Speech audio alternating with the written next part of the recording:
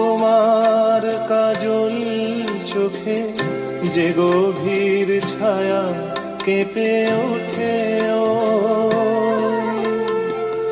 তোমার আধারে ওগো যে হাসির মধু মায়া ফোটে, ও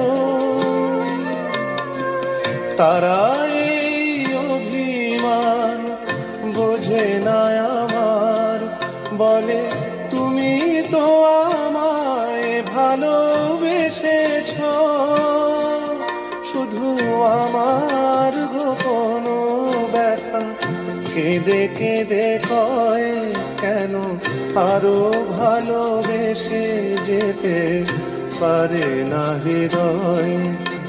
আমি এত যে তোমায় ভালোবেসেছি।